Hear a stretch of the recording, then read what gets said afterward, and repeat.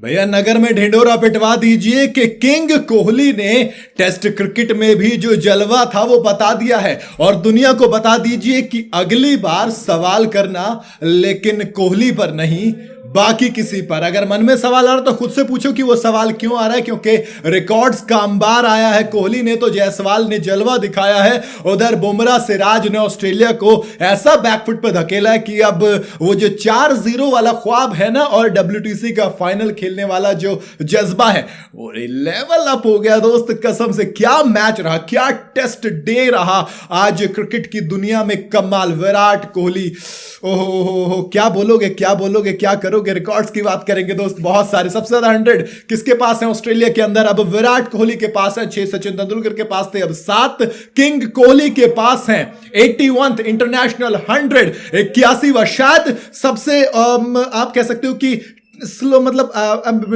ये वाला चला गया ना, इसमें बेस नहीं थी, इसमें सीधी लकीर थी, लेकिन दोस्त कमाल था। आखिर में ये इंपॉर्टेंट बहुत था। ये जो लोग बात कर रहे थे कि टेस्ट में सेंचुरीज नहीं आ रही हैं, 30वीं टेस्ट सेंचुरी कब आएगी, लीजिए उस्ताद आ गई है। ऑस्ट्रेलिया के खिलाफ कितने जड़ दिए दोस्त? 9 शतक हैं ऑस्ट्रेलिया के खिलाफ, 9 शतक, और 7वां शतक ऑस्ट्रेलिया के अंदर है। पर्थ, एडलेड, मेलबर्न, कहां पे नहीं जड़ा इन्होंने शतक, उसके बारे में बात करेंगे।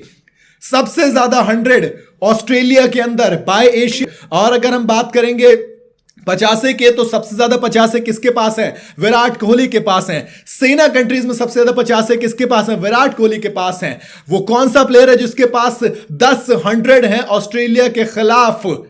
ऑस्ट्रेलिया में किसके पास है?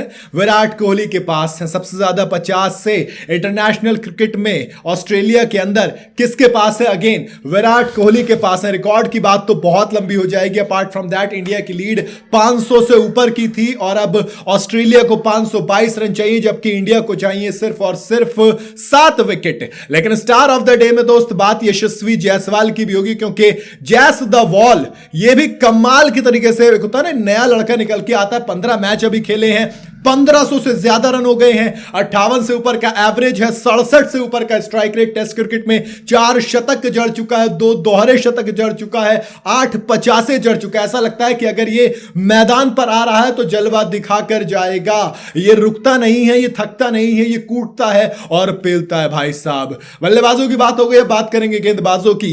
नई गेंद हाथ में थी, डिक्लेयर कर दिया था शतक होते ही। इसका मतलब यह कि ऑस्ट्रेलिया को सबसे टफ फेज से गुजरना था। नाथन मैक्सवेनी डेब्यू किया था, लेकिन दोनों बार बुमराह के आगे आए, दोनों बार बेचारे की हालत खराब हुई। एक बार फिर से बुमराह ने LBW किया, चौथे ही बॉल पर वापस भेज दिया, 3 बॉल बाहर निकाली सेटअप करते हुए, चौथी अंदर आती है और नाथन मैक्सवेनी बाहर चले जाते हैं। फिर पैट कमिंस खुद आते हैं कि ठीक है, मार्नस लाबुशेन को एक्सपोज ना किया जाए क्योंकि बुमराह उनकी बत्ती गुल कर देते हैं। लेकिन भैया कब सिराज आते हैं आउट ऑफ सिलेबस, और वो उनका विकेट चटका के चले जाते हैं, क्योंकि इंडियन बॉलर्स हल्की सी टॉयल हो चुकी थी पिच। तो फिर इसका मतलब यह था कि अब आग उगलने की बारी थी।